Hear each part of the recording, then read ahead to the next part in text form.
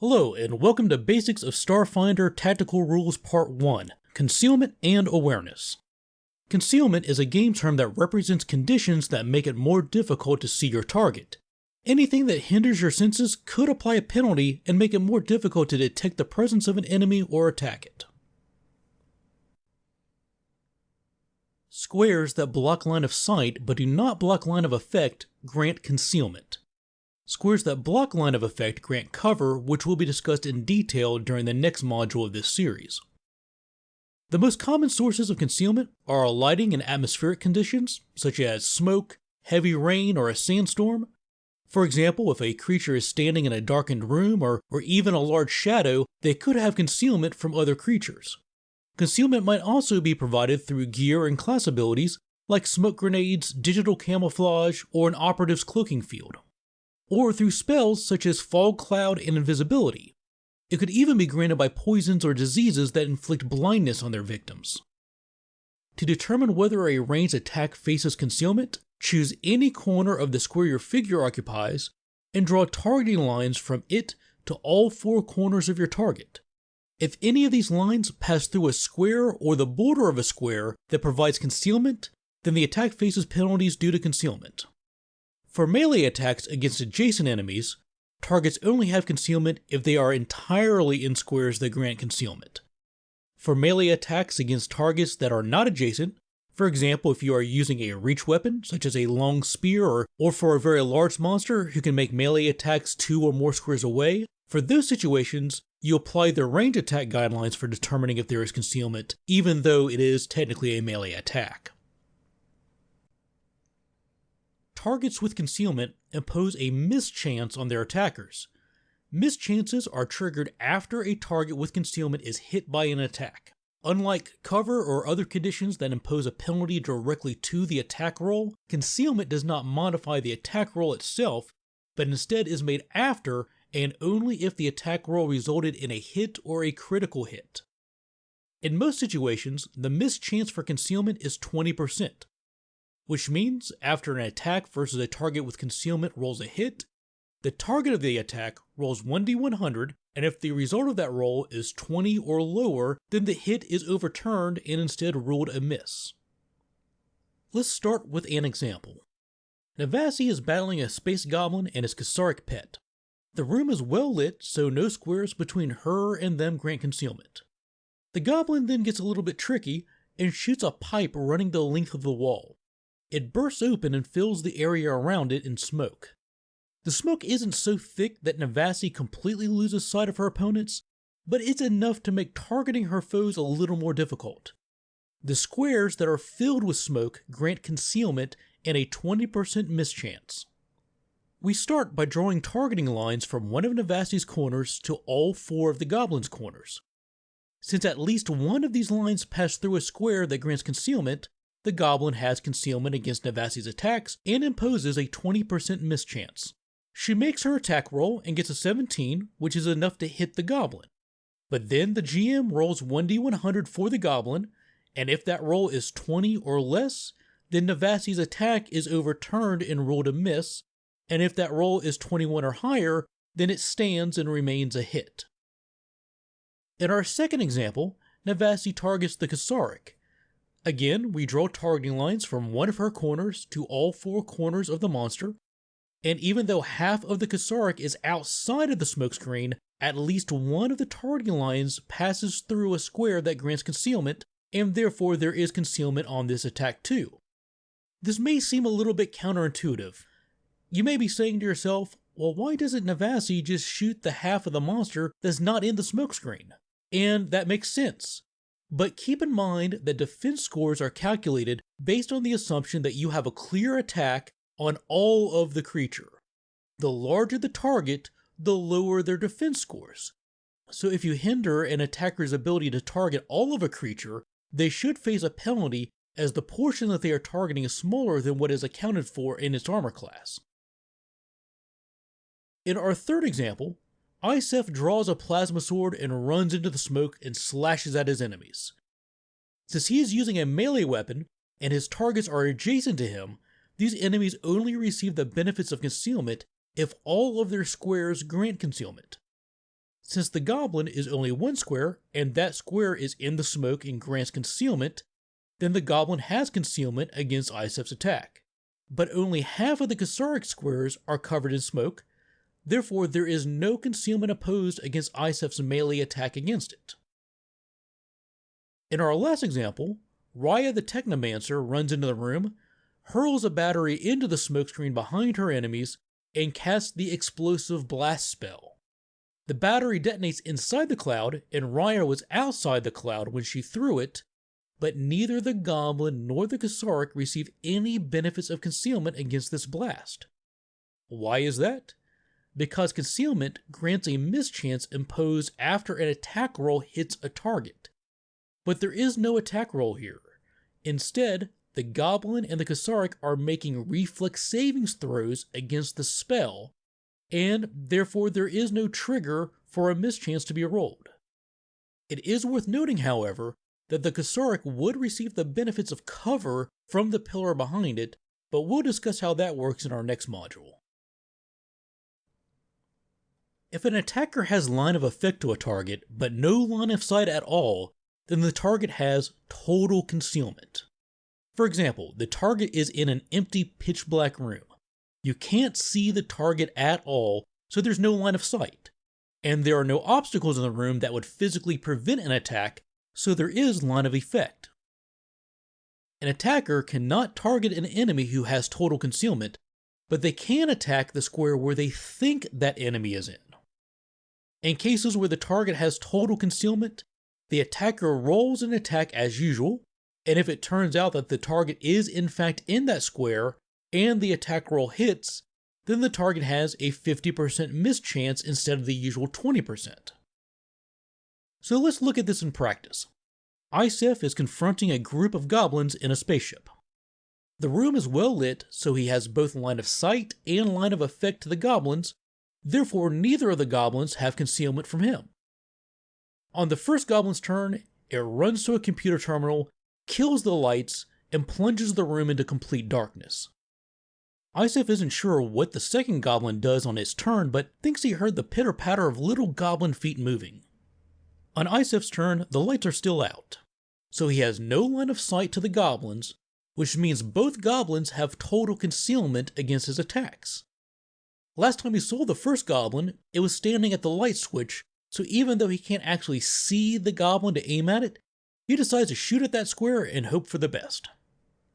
He rolls a 19 on his attack roll, which is enough to normally hit the goblin, if in fact there is a goblin in that square.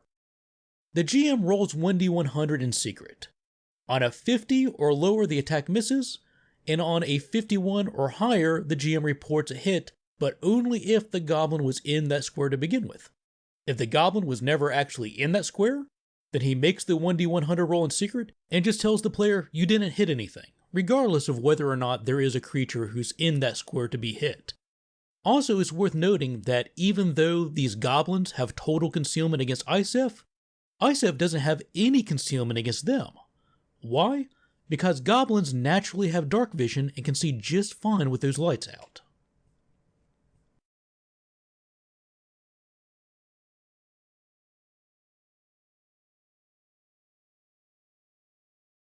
How well a creature can detect something is defined by their senses. All senses are separated into two categories: precise senses and imprecise senses. Precise senses allow a creature to observe the world in very minute and specific detail. For most creatures, vision is their only precise sense.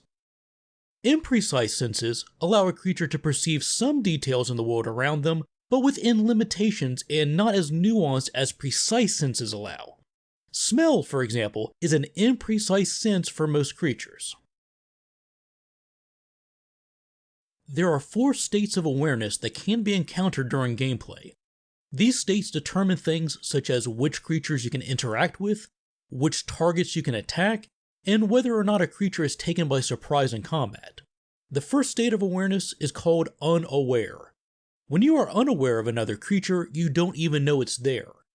An example of this is when a creature is hiding and your perception skill check is not sufficient enough to see it.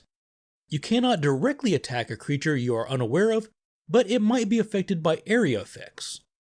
The second state of awareness is aware of presence.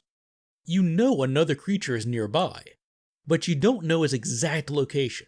This is usually the case where you detect a creature using an imprecise sense. For example, a creature is hiding from you and it makes a noise. You detect their presence by hearing it, so you know something is nearby, but you can't see it or make out its exact location. You can't directly attack a target that you are only aware of. If you wish to attack it directly, you need to make a perception check. If you succeed on that check and you are using an imprecise sense, then you gain the third state of awareness, aware of location. When you become aware of a creature's location, you know exactly where they are, but you can't observe them in precise detail, such as detecting them with vision. If you are aware of a target's location, you can attack them, but they have total concealment against that attack and impose a 50% mischance. If you succeed on a perception skill check using a precise sense, like vision, you gain the fourth state of awareness, observing. You can directly attack and interact with a target that you are observing, and a creature who is being observed cannot make stealth checks without first breaking line of sight with that observer or causing the observer to look away by causing a distraction. If you have any of the first three states of awareness, but are not directly observing a creature, then that creature is considered unseen. Unseen creatures receive a plus 40 bonus to stealth checks when they are not moving, and a plus 20 bonus to stealth checks when they are. Unseen creatures have total concealment and impose a 50% mischance on attacks against them. And targets of unseen creatures are considered flat-footed against attacks made by that unseen creature. If an unseen creature makes a melee attack against an adjacent target, that target immediately becomes aware of the unseen creature's location, but it doesn't prevent it from then moving after the attack into another location. Most creatures use sight as their primary and only precise sense, so let's review the limitations of vision. First, bright light. All creatures with vision can clearly see in bright light. Examples are direct sunlight outdoors, a nearby star shining through a ship's viewport, and any source of light that is as bright as normal sunlight or brighter. Certain creatures, such as vampires, may have greater difficulty functioning in bright light conditions. Normal light functions the same as bright light but isn't as intense. Examples would include normal indoor lighting, sunlight filtered through a forest canopy, or the effects of a light spell. The third kind of lighting is dim light. In dim light, you can make out shapes but not fine details. Examples would be moonlight outdoors at night or a ship's emergency power lights.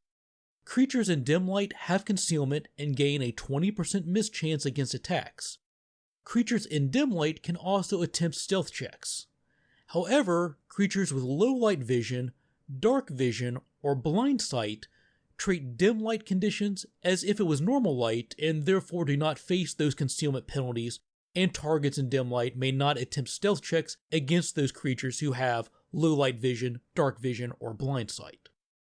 The last category of lighting is darkness. In areas of darkness, all creatures without dark vision gain the blinded condition. Blinded creatures are flat-footed, suffer a -4 penalty to most strength and dexterity-based skill checks, and a -4 penalty to opposed perception checks. All actions that rely on vision, such as reading, automatically fail. Blinded creatures are not capable of observing other creatures through vision, which means all other creatures gain total concealment against them, and a blinded creature must succeed a DC 10 acrobatic skill check to move faster than half their speed. If that check is failed, then the blinded creature falls prone. And even though creatures with dark vision can observe targets in areas of darkness, they are limited to only seeing in black and white. In this video, we discussed the basics of concealment and awareness. Anytime a character has difficulty seeing an opponent, that enemy has concealment against their attacks. This could be due to poor lighting, darkness, or even being invisible. Concealment comes in two varieties, standard concealment and total concealment. If a character attacks a target with standard concealment, then there's a flat 20% chance that they will miss no matter what they roll on their attack, even if they roll a natural 20. When an enemy has total concealment, their attacker can't see them at all and aren't so much attacking them directly, but shooting at the square that they think the enemy is in and hoping for the best. Attacks against targets with total concealment have a 50% chance of missing. Next, we discussed awareness. There are 4 states of awareness in Starfinder. Unaware means you don't even know that a creature is present and therefore you can't interact with it. For example, maybe that creature is sneaking and its stealth check beats your perception check. The second state of awareness is aware of presence. This means that you know a creature is nearby, but you don't know exactly where it is. Maybe you're in a cave and you heard the echo of footsteps around you. You know something is there, just not exactly where. You can't attack a creature when you're only aware of their presence, but this could prompt you to make a perception check. And if you succeed on that check using an imprecise sense, like hearing, you gain the third state of awareness, which is aware of location. With aware of location, you know exactly where that target is, but you can't see it. You can attack them, but they're going to have total concealment against that attack.